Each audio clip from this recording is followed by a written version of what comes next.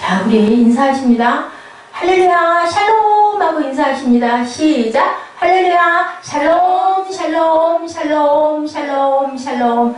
하나님 사랑합니다. 여러분, 주 안에서 사랑합니다. 네, 오늘 하나님의 확실한 약속이라는 제목, 그것으로 저희들 말씀을 참고해 봅니다. 저기 제목이 전주께 잘못 나온 것 같습니다. 하나님의 확실한 약속, 어떤 약속일까? 봅니다. 자, 이런 크리스찬 유머, 너무 재밌는 유머가 있어요. 어떤 행자가 과거에 자기가 교제하던 자매가 결혼을 하게 됐다는 소식을 딱 들었어요. 그래서 어떻게 했을까요? 그 자매에게 전문을 하나 쳤다 그래. 전문을 하나 치는데 진심으로 결혼을 축복합니다 하고 요한 1서 4장 18절 말씀을 보냈다고 그래요. 자, 요한 1서 4장 18절은 무슨 내용이냐면요. 사랑 안에 두려움이 없고 온전한 사랑이 두려움을 내쫓나니, 뭐라 그래? 두려움에는 형벌이 있음이라. 두려워하는 자는 사랑 안에 온전히 이루지 못하니라. 그러면 두려워하지 말라는 거예요. 세상의 모든 두려움은 뭐라고? 사탄이라는 얘기를 하죠. 진심으로 과거에 어떤 일이 일어났든지 그 모든 것들을 다 잊어버리고 새롭게 만난 이제 새 커플, 새 반려자와 함께 정말로 사랑하면서 잘 살아가라. 온전한 가정을 이루고 살아라. 그리고 또 이렇게 성경 구절도 아주 열심히 잘 찾아서 어떤 구절이 가장 좋을까 생각을 하고 그것을 보냈어요. 아, 근데요, 우체국에 실수가 된 거예요. 요한일서 4장 18절이 그만 1자는 빠지고 요 4장 18절. 자, 요한복음 4장 18절이 뭐라고 말씀하셨을까요? 우리 찾아볼까요? 궁금하지 않으세요? 자, 요한복음 4장 18절 찾으신 분이 읽어주세요. 너에게 남편이 5이 있었고 지금 있는 자도 내 남편이 아니니 내 말이 참되도다. 어땠을까요? 이 자매가 얼마나 기가 막혔을까요? 이 자매 결혼하려고 하는 신부가 그걸 딱 보고는 기절하지 않았겠어요? 정말 좋은 말씀을 이렇게 해서 보냈는데 결국은 조그마한 실수로 요한 1서라는 1자가 빠져버리는 바람에 너에게도 남편이 5이 있었다. 누구에게 하는 말씀이에요? 응? 누구에게? 여인, 수냄 여인. 그죠? 이렇게 이것을 보고는 정말 기가 막힌 거예요. 자, 문자 그대로 이 여인은 남편을 5번이나 바꾸면서 행복을 찾았지만 거기에 행복은 없었던 거 맞아요. 그죠? 이 여인은 행복을 찾아 오늘은 이 남자, 내일은 저 남자에게 열심히 행복을 찾아 헤매는 발걸음. 그 무엇도 그 어떤 일도 참 행복은 이 여인에게 찾아올 수가 없었다. 이런 내용의 말을 딱 보내준 거예요. 정말로 너에게 남편이 5이 있었다. 이 자매는 엄청 깜짝 놀랐겠죠. 그랬어요. 예시한 대목에 이 여인은 행복의 파랑새를 찾아 이 산 너머에서 저 산 너머로 방황했지만 아무 곳에도 행복은 찾을 수가 없었던 거죠. 예수님은 이 여인에게 뭐라고 말씀하세요? 내가 주는 물을 마시는 자는 영원히 목마르지 아니하리라. 다시 말하면 예수님은 이 가난한 여인에게 순간적인 쾌락이 아닌 무엇을 줬다? 영원한 행복을 약속한 거죠. 영원한 행복 여러분들 가능하리라고 생각하십니까? 영원한 행복이 있을까요? 아멘. 아멘 했으니까 아멘이 맞을 줄로 믿습니다. 아멘. 가능하죠. 이것을 어떻게 하셨어요? 약속하셨다라고 말씀하고 계세요. 자, 정말 우리가 영원한 행복을 누리게 되기를 기도하면서 히브리서의 말씀을 통해서 성경이 증거하는 영원한 행복의 본질과 확실성, 그 소망을 함께 우리들 묵상해 봅니다. 첫째로 그 약속은 영원한 행복의 본질에 대한 묵상이다. 히브리서 본문이 묵상이 뭐라고 그랬다고요? 뭐라고 그런다? 하크라고 그랬다고 전에 한번 제가 여러분하고 같이 묵상이라는 말, 원어적인 얘기를 함께 나눈 적이 있어요. 자, 걔가 맛있는 뼈다귀 하나를 어딘가에서 주워와가지고 자기 그 집에 들어가서 어떻게 해요? 긁어먹고 파먹고 긁어먹고 뜯어먹고 굴리고 먹고 빨고 먹고 묵상이 바로 그런 거래요. 라고 한다고 전에 제가 얘기한 것 같아요. 그만큼 열심히 말씀을 또 생각하고 생각하고 생각하고 입술로 한번 고백해보고 또 고백해보고 이것이 바로 묵상인데 그렇게 묵상했을 때 하나님께서 우리에게 무엇으로 레마로 말씀이 육신이 되게 올 수 있다라는 거죠. 자, 히브리서의 본문이 열리면서 13, 14절에 뭐라고 말씀하고 히브리서 기자는 믿음의 조상 아브라함에게 하나님이 주신 그 약속 우리 함께 13, 14절 함께 읽어보죠. 하나님이 아브라함에게 약속하실 때 가리켜 맹세할 자가 자기보다 더 큰 이가 없으므로 자기를 가리켜 맹세하여 가라사대 내가 반드시 너를 복주고 복주며 너를 번성케 하고 번성케 하리라 라고 이렇게 말씀하셨다고 그래요.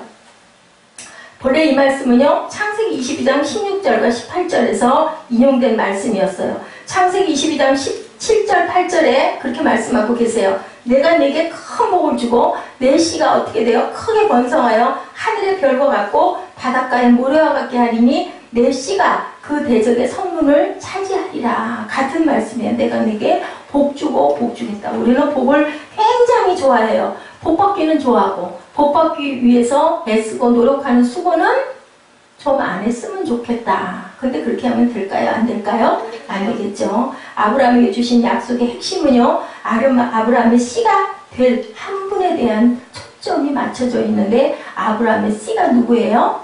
예수 그리스도시죠. 네. 지금 그 특성했던 찬양이 계속 귓전으로 울려요. 예, 내가 뭐라 그래요? 저 천국문에 들어가고 그 천국문이 없으면은 어떻게 된다? 나는 이 세상에 더 이상 살 아무런 의욕이 없다라고 얘기를 해요. 자, 요한복음 8장 56절에 보니 너희 조상 아브라함은 나의 때 볼 것을 즐거워하다가 보고 기뻐하였노니라. 근데 무슨 때? 나의 때에. 그 때가 과연 언제일까? 그것은 누가 아신다고요? 하나님밖에는 아는 사람이 없다라는 거죠. 예수님 자신의 말씀이에요. 이거는 너희 조상 아브라함은 나의 때 볼 것을 즐거워하다가 보고 기뻐하였느니라. 그것은요, 인류가 아브라함의 후손으로 오신 구세주이신 예수를 믿고 구원받아 축복의 통로로 쓰임받는 인생을 사는 것. 그것이 바로 나의 때에 우리에게 복주고 복줄 것이다.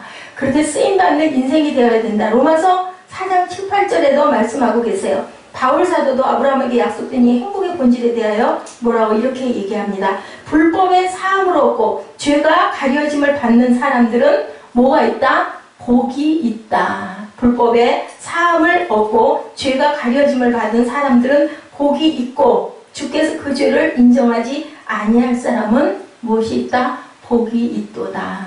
우리가 다 죄인인데 다 죄인인데 어떻게 한다고요? 네, 죄가 가려짐을 받은 사람은 복이 있다. 불법의 사함을 받은 사람은 복이 있다. 주께서 그 죄를 인정하지 아니할 사람은 복이 있다. 왜? 예수님으로 인하여 구원받은 자들, 껍질로 받은 구원이 아니라 온전하게 구원받은 자들은 다 복이 있다. 그래서 죄가 가리워졌다고. 죄가 없는 사람은 아무도 없어요. 사람마다 다 다르지만 각각의 죄를 가지고 있고, 그렇지만 하나님이 볼 때 그 죄를 인정하지 아니할 사람이 분명하게 있다라고 말씀하세요. 그러나 믿는 자의 행복은 단순히 죄를 용서받음에 그쳐서는 안 된다라는 거죠. 하나님이 처음 아브라함을 부르실 때 그가 용서받는 행복만을 약속한 게 아니고요. 창세기 12장 2절에 뭐라고 말씀하세요? 자, 누가 창세기 12장 2절 좀 잠깐 찾아서 읽어봐 주세요. 창세기 12장 2절. 내가 너로 큰 민족을 이루고 내게 복을 주어 내 이름을 창대하게 하리니 너는 복이 되리라. 예, 마지막 부분에 뭐라고 그래요? 복이 너는 될지라. 복이 될지라. 예, 말씀을 우리가 참 깊이 생각해야 돼요. 뭘까요? 복이 될지라. 근원이 되라고 얘기해요. 예, 기록되어 있지만 어근은 뭐라 그러면 원어상 근원이라는 말은 없고요. 그는 다른 사람들을 행복하게 하는 자가 되리라. 이 말씀을 성경에, 옛 성경에 보면은 너는 복의 근원이 될지라 그 얘기 많이 해요. 근데 근원이라는 것은 그 뜻이 아니라 네가 있음으로 인해 많은 사람에게 행복을 주는 그런 자가 되게 해라 라는 얘기라는 거죠. 예, 그래서 영원한 행복이라는 거죠. 누가? 아브라함이 누구 속에 살아있으면? 우리 속에 살아있으면, 우리 속에 아브라함과 같은 믿음이 결론은 살아있으면 너는 복이 될 거고, 아까 로마서에서 얘기한 것처럼 뭐래요? 불법의 사함을 얻고 죄가 가려짐을 받은 사람들, 그 죄를 주께서 인정하지 않는 사람들이 된다. 무엇으로? 믿음으로 그렇게 된다는 거죠. 자, 우리의 이웃들이 예수를 믿고 결심하는 걸 보고 그들보다 더 행복한 것은 그들을 뭐한 사람? 인도한 우리들이 복을 받는 거예요. 무엇으로? 하나님께서 그 마음을 주셨기 때문에 생명을 살아나게 한 사람들은 더할 수 없는 기쁨과 마음의 축복을 받는다라는 말씀을 하고 있습니다. 자, 둘째로는요, 영원한 행복의 확실성에 대한 묵상. 영원한 행복의 확실성은 뭘까? 자, 첫 번째로는 뭐라고 그랬어요? 영원한 행복의 무엇에 대해서? 본질에 대해서 묵상. 그 다음에는 뭐예요? 두 번째는 확실성에 대한 그런 묵상을 해라. 확실성. 본질을 묵상하고 그 다음에 행복의 확실성. 우리가 사는 시대를 가리켜 어떤 시대? 불확실성의 시대다. 확실성이 아닌 불확실성의 시대라는 말을 해요. 왜 그렇게 됐을까요? 믿을 수 있는 권위를 상실한 까닭이라는 거죠. 믿을 수 있는 권위를 상실했다. 아무도 그 누구도 믿지 못하는 시대를 살아가는 세상에 있어요. 믿으면 안 된다잖아요. 그런 얘기들 목사님들 많이 하세요. 사람을 믿을 것이 아니라고. 믿을 거는 하나님밖에 없다. 근데 우리는 어디 살아요? 사람들 속에 살아요. 그러면 사람을 안 믿고 사는 사람 과연 행복할까요? 저는 이 부분에 대해서 참 많이 생각했어요. 사람을 믿지 말고, 물론요, 사람보다 하나님을 확실하게 더, 훨씬 더, 그죠? 사람의 마음은 어떻게 되기 때문에? 변하기 때문에. 그렇지만 여러분들 사람을 안 믿고 살면 얼마나 불안할까요? 저 사람은 내가 못 믿어. 항상 부정적인 시선으로 색안경을 끼고 바라보면 결국은 제 생각에는 그렇게 되더라고요. 근데 그 사람을 믿고 내가 마음으로 다가가면 언젠가는 그 사람도 마음이 열려요. 그래서 뭐가 되면 서로 마음을 열고 진실하게 되면, 그러면 그것에서 무엇이 일어날까요? 사랑이 피어 일어나는 거죠. 그렇게 해서 살아가는 세상, 그렇게 해서 뭐가 돼서 살아가는 세상? 더불어 함께 섬기면서 살아가는 세상이 돼야 저는 복된 세상이라고 생각을 해요. 물론 사람을 하나님처럼 생각해서는 안 되죠. 그게 의미가 저는 다르다고 생각을 합니다. 아내도 못 믿어. 남편도 못 믿어. 그렇게 어떻게 살아요? 두려워서. 그거는 아닐 것 같아요. 그래서 우리는 불확실한 우리 미래를 보장받기 위해서 무엇을 하고 살아가요? 은행에 뭘 들어요? 보험을 드는 거죠. 그죠? 무슨 보험을 들어요? 네, 뭐 평생 생명보험도 들고 뭐 보험들을 많이 들지만 우리는 어느 은행에 보험을 들까요? 천국은행에다가 보험을 들어야 할 줄로 믿습니다. 그래서 나는 이 세상에 있을 자가 없다. 저 천국문이 열리면 나는 그곳에 갈 거야. 그러기 위해서는 어떻게 해야 될까요? 하나님을 믿는 마음을 점점 더 붙여가고 확실성을 믿고 가야 되죠. 우리는 어디에 살기 때문에? 불확실성의 세상에 살고 있기 때문에 우리는 항상 확실성의 세상을 향하여 그 묵상을 하고 행복한 확실성을 바라보고 가야 된다. 본질에 대한 묵상, 그 다음에는 불확실성을 확실성으로 바꾸는 그런 묵상. 이런 유머가 있나요? 어떤 사람이 어마어마한 액수의 복권에 당첨이 되었는데요. 제가 그거 전에도 한번 말씀드린 것 같아요. 이 사람은 오랫동안 병을 앓아서 심신이 허약한 분이었다고 합니다. 근데 그냥 통보를 했다가는 이 사람이 그 얘기를 듣고 심장마비가 걸려서 죽을까봐 아마 그게 액수로 한 1,000억 정도 그렇게 됐나 보죠. 1, 2억이 아니라 5억, 10억 같으면 심장마비 걸려 죽을 거는 아니고요. 500억이나 우리가 생각하기 굉장히 어려운 액수였던 것 같아요. 그래서 이거를 어떻게 할까 걱정을 하다가 교회 목사님에게 부탁을 드렸대요. 목사님, 이 사람이 이렇게 우연히든 복권에 당첨이 되어서 이 금액을 타야 되는데 이분이 정신적으로도 병약하고 몸도 약한 분인데 심장마비가 걸릴 줄 모르니 목사님께서 잘 이 분을 설득을 해서 목사님 말을 잘 들을 거니 마음의 안정을 갖게 한 다음에 이 사실을 좀 얘기해 주십시오 라고 목사님에게 보험회사에서 회의를 한 다음에 간절하게 부탁을 해요. 아유, 목사님이야 그 일을 하시는 건가? 아이고 좋습니다. 제가 하겠습니다. 제가 하면 그럴 일은 일어나지 않을 거다라고 얘기를 해서 그 성도를 불렀다고 그래요. 그래서 물어봤다고 그래요. 당신 이런 복권에 혹시 뭔가 복권을 산 일이 있습니까? 그럴 때 샀다고 얘기하더래요. 만약에 당신이 당첨이 되면 어떻게 할 것 같습니까? 제일 먼저 뭐를 하고 싶습니까? 그랬더니 얘기가 복권 당첨되면요 목사님 제가 반 떼드릴게요 그랬대요. 어떻게 됐을까요? 어떻게 됐을까요? 500억을 뺐겠죠? 네? 반은 어떻게 됐을까요? 목사님 심장마비. 목사님 돌아가셨어. 왜? 응? 아니 목사님 놀래서 돌아간 거죠. 자, 우리 믿음이 이것밖에 안 된다라는 거예요. 저는 참 요즘에 그런 걸 참 많이 듣습니다.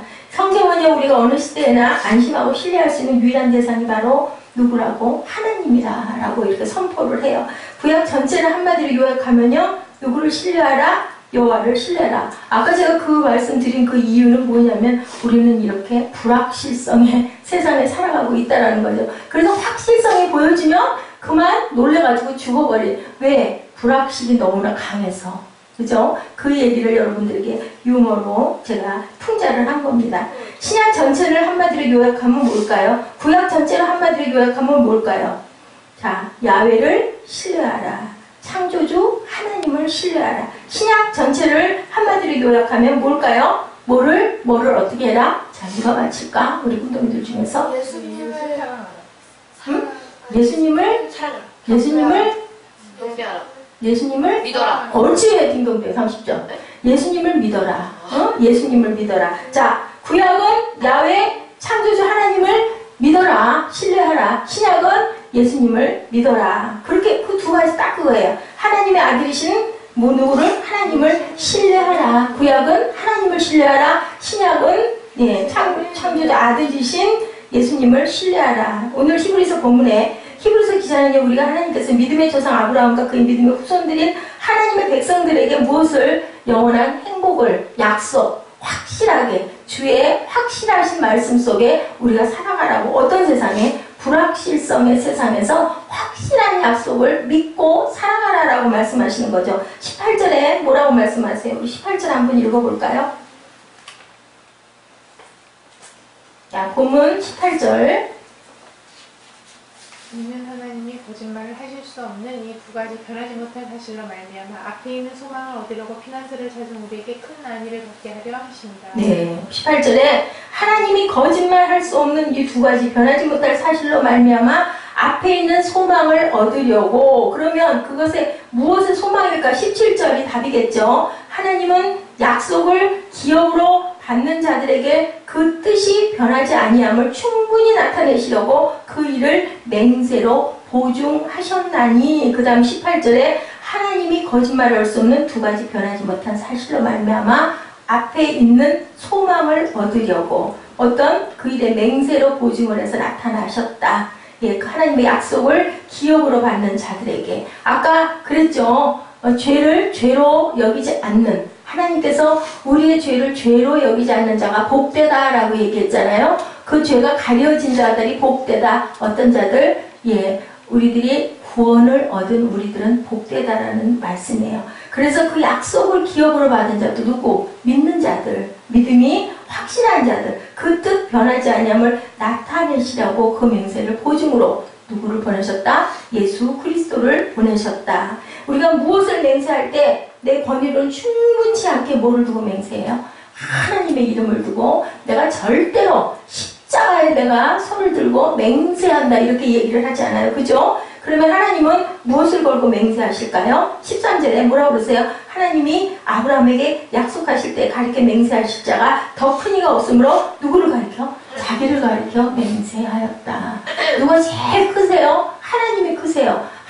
우리가 아이들이 그래요. 옛날에 꼬마 때 내가 하늘 땅만큼 이렇게 얘기를 해요. 하늘 땅만큼 내가 좋아해. 내가 하늘 땅만큼 엄마를 좋아해. 아빠를 사랑해. 이렇게 얘기를 해요. 내가 하늘 땅만큼이래요. 저 기억나요. 어렸을 때. 왔다가 갔다가 비교할 수가 없으니까 그냥 하늘 땅도 마음에 안 차는 거예요. 하늘 땅만큼 내가 맹세할게. 이렇게 얘기를 했던 적이 있어요. 하나님은 어떤 분? 최상의 권위이기 때문에 누구를 걸어도 약속을 할 수가 없기 때문에 그렇게 했고 그 표징으로 증거로 예수 그리스도를 우리에게 보내셨다라고 말씀하고 계시죠. 셋째로는요, 영원한 행복의 소망에 대한 묵상. 무엇에 대한 묵상? 권위에 대한 묵상, 그 다음에 소망에 대한 묵상이다. 자, 우리 앞에 처음에 무엇에 대한 묵상이라고 그랬어요? 제일 먼저 무엇에 대한 본질에 대한 묵상, 그죠? 그 다음에는 뭐라고요? 그 다음에는 확실성에 대한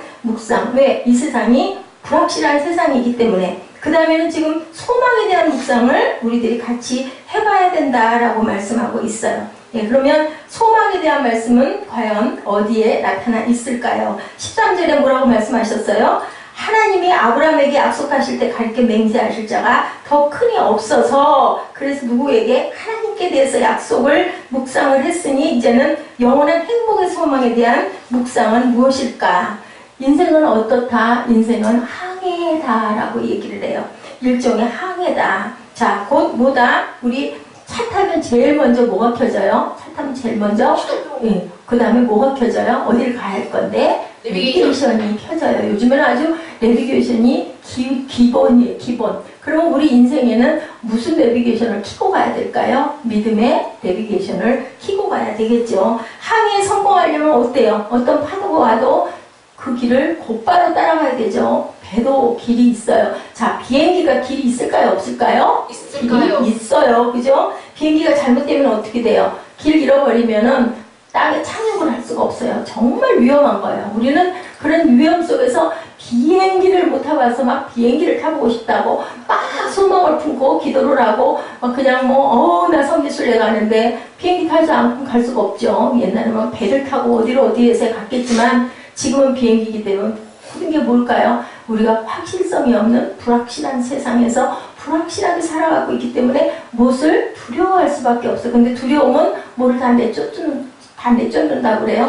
두려움은 모든 믿음을 다 내쫓는다고 그래요. 두려움은 뭐다? 사단이라고 얘기를 해요. 왜? 확실한 약속이 있기 때문에 그렇다는 거죠. 그래서 우리는 그 길을 정확하게 가기 위해서는 무사의 승객들을 인도해 가기 위해서 뭐가 있어야 된다? 내비게이션이 있어야 된다. 과연 그 항구의 정박한 배가 하늘에 떠밀리지 않고 그 승객들을 지킬 수 있느냐? 그렇다라고 대답하네요. 19절에서 20절 말씀 우리 같이 합독해 보도록 하죠. 19절부터 시작. 우리가 이 소망을 가지고 있는 것은 영혼의 닷 같아서 튼튼하고 견고하여 휘장 안에 들어가나니, 그리로 앞서가신 예수께서 멜기세덱의 반차를 따라 영원히 대제사장이 되어 우리를 위하여 들어가셨느니라. 가장 먼저 누가? 예수 그리스도께서 들어가셨다. 히브리서에서 예수님은 우리의 어떤 분? 영원한 대제사장으로 소개되는데요. 그분이 바로 뭐다? 영원한 확실한 소망이다 라고 말씀하고 계세요.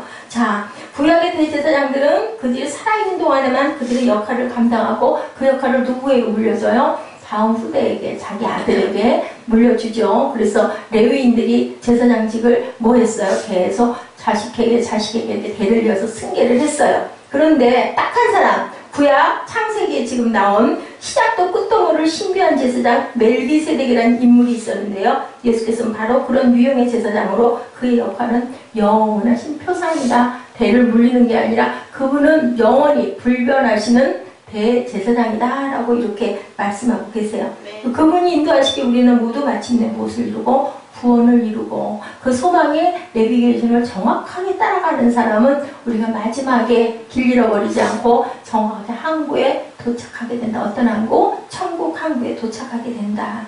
우리가 살다 보면 우리 환경에서 우리 믿음이 잠시 크고 작게 흔들릴 수도 있는데 우리의 육체가 병들 수도 있고 육체가 망가지듯 정신이 망가질 수도 있는데 중요한 건 육체일까요? 정신일까요? 정신. 두 개 다 중요하지만 정신이 우리가 호랑이에게 물려가도 뭐만 똑바로 차려라? 정신만 똑바로 차려라. 그러면 안 죽는다. 또 호랑이를 잡으려면 어디로 들어가라? 호랑이 굴 속으로 들어가래요. 그래도 뭐만 있으면 정신만 차리면 절대로 안 죽는다. 맞아요. 우리가 질병이 있을 때 질병 자체가 그게 사람을 죽이는 게 아니라 질병이 들었을 때 두려움이, 그죠? 모든 두려움이 생명을 내가 쫓는다라고 얘기하시잖아요. 그런 것처럼 그게 가장 중요하다. 그리고 하나님의 뜻과 하나님의 힘이 분명하게 거하고 계세요. 저는 제가 그걸 굉장히 요즘에 많이 느껴요.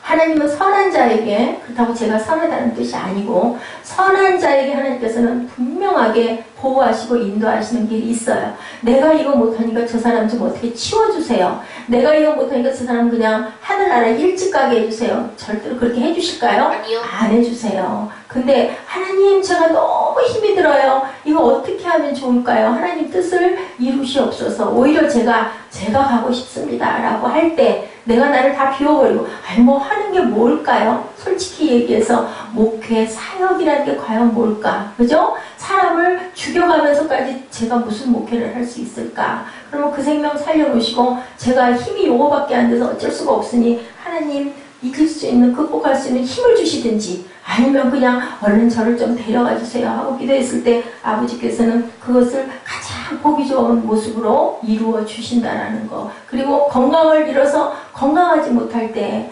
울고 우리 하나님 마음으로 갈급해하고 하나님 불쌍히 여겨주세요 라고 얘기할 때 남에게 패기치지 않게 해주세요 하고 얘기할 때 그런 기도는 발가락 들어주신다. 그래서 건강하게 벌떡 일어나게 해주시는 하나님이신 것을 믿으시기 바랍니다. 뭐다? 확실한 소망이다 라고 이렇게 말씀하십니다. 우리가 살다 보면 이렇게 정신과 육체가 피폐해졌을 때 하나님께 기도했을 때 아버지께서는 우리에게 우리의 허약을 아실까요? 모르실까요? 정확하게 아신다. 그렇기 때문에 우리에게 불확실한 세상에 확실한 보증과 약속과 무엇을 주신다? 소망을 주신다라는 것을 우리가 절대로 잊어버리면 안 된다는 거죠. 그래서 우리가 영원한 행복의 소망을 가지고 가야 된다. 그렇게 하도록 해주시는 아버지이시다라는 거죠. 한번 구원을 체험하고 하나님의 백성이 된 사람들의 구원은요, 누구에 의해서? 하나님에 의해서 보장된다고 성경은 말씀하시는데 한번 구원받았으니까 이제는 아무래도 상관없어 그러면 안 되는 거죠. 구원하신 백성들 하나님께서는 결코 버리시지는 않는데 만약에 그 뜻대로 가지 않고 잘못 가고 자기 복음을 쓰고 가면 어떻게 하실까요? 내 자식이기 때문에 친백성을 어떻게 하신다고 그랬어요? 떼겨주신다고 그랬죠. 버리지 않으시는 반면에 그의 신실한 증거불변하신 언약 때문에라도 그 백성을 꼭 지키시고 보호하시고 돌아오게 하신다.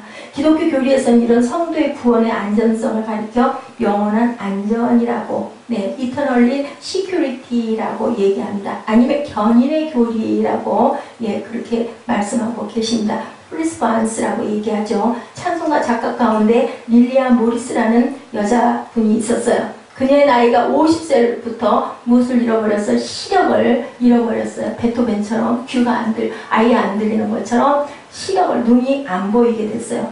52세가 되자 완전하게 실명이 돼버렸어요. 52세면 지금 같으면 아줌마죠. 그죠? 실명을 했어요. 그녀는 여전히 작사와 작곡을 열심히 했던, 눈이 안 보이는 작사 작곡할 때 얼마나 힘이 들었을까요? 우리가 이렇게 얘기하고 간증할 때 그랬어야지만 실제로 그죠? 제가 안경을 쓰느라고 이게 안경이 조금 편해지기 시작을 한 게 거의 한 5년 정도 고생을 하고 나서 안경이 편해졌어요. 그러면 그 모리스라는 이분은 얼마나 힘이 들었을까? 여전히 작곡에 힘들지 않냐고, 피곤치 않냐고 질문 받을 때마다 그녀의 대답이 항상 한결같았다고 합니다. 괜찮아요. 영원하신 8일 저를 붙들고 계시는데요. 그래서 464장 찬송가가 지어졌어요. 여러분들 아시죠? 고난 내 영혼 편히 쉴 곳은, 이 찬양이 그분에 의해서 일어났는데요. 풍랑이 일어도 안전한 폭우, 폭풍까지도 다스리시는 주의 영원하신 팔 의지에, 주의 영원하신 팔 함께하사 항상 나를 붙드시니 어느 곳에 가도 요동치 않음은 주의 팔에 의지합니다.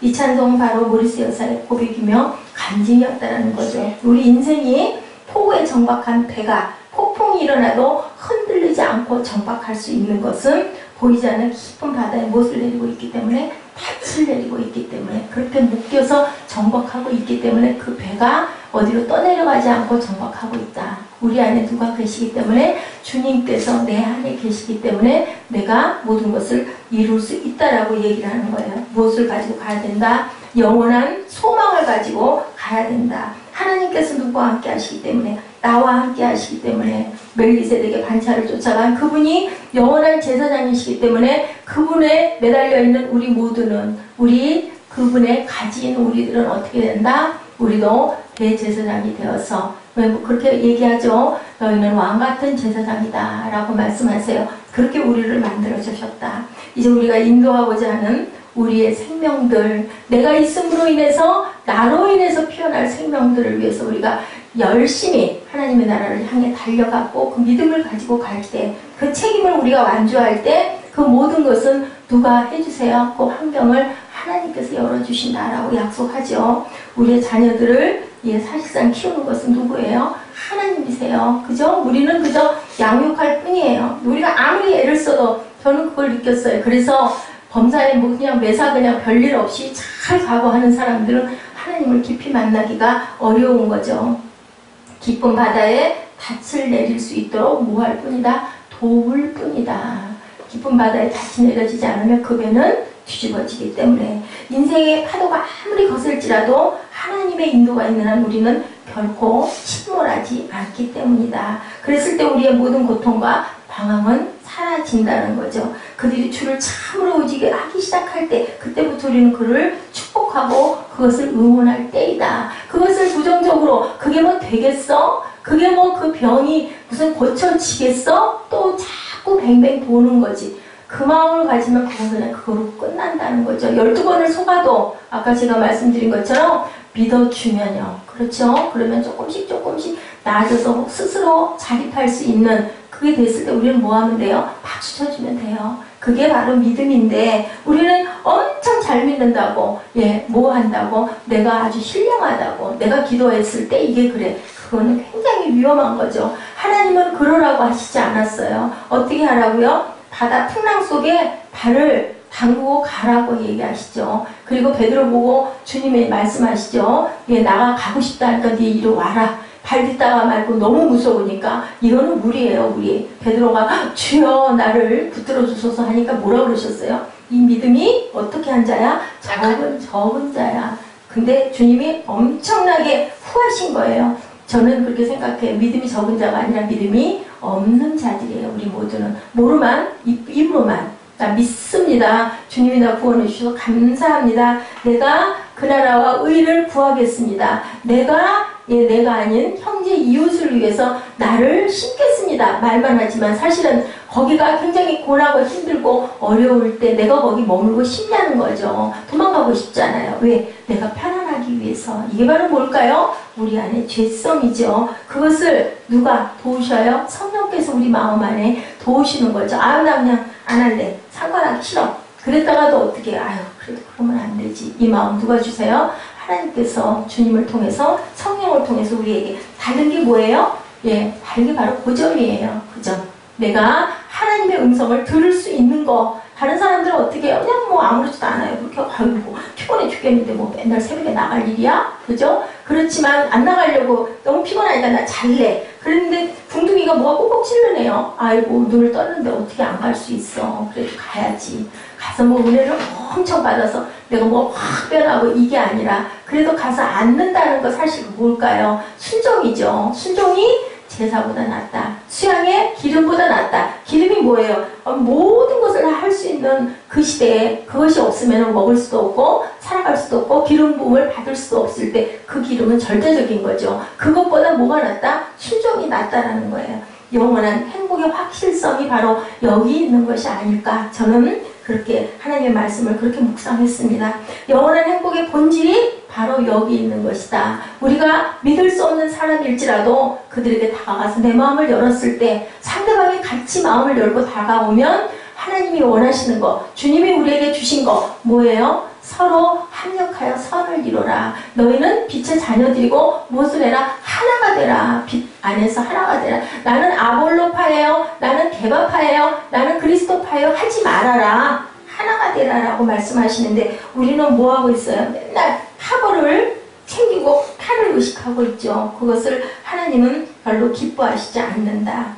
행복의 본질은 뭐하다? 불확실성을 확실하게 믿고 그 다음에 소망을 지니고 소망의 확실함을 믿고 누구를 멜기세덱의 반차를 타고 오신 영원하신 제사장님을 바라보고 우리가 그 소망을 뒀을 때 그 소망의 항구에 닻을 내리면 절대로 요동하지도 않고 무너지지도 않는다라는 게 오늘 히브리서 본문의 말씀이에요. 하나님은 약속을 기업으로 받는 자들에게 그 뜻이 변하지 아니함을 충분히 나타내시려고 그 맹세로 누구를? 주님을 우리에게 보내주셨다라고 말씀하시죠. 우리가 이 소망을 가지고 있는 것은 영혼의 닷 같다. 튼튼하고 견고하고 휘장 안에 들어간다. 앞서 가신 예수께서 멜기세겔의 반차를 따라 영원의 대제사장이 되어 우리를 위하여 들어가셨느니라. 그리고 그 다음에 누가 들어간다? 내가 주님을 따라 그 자리에 얹을지는 모르는 그때 우리가 들어가게 된다는 거죠. 우리 고난 내 영혼 편히 쉴 곳이 과연 어디인지 우리 찬양하시면서 묵상하는 시간 갖도록 합니다.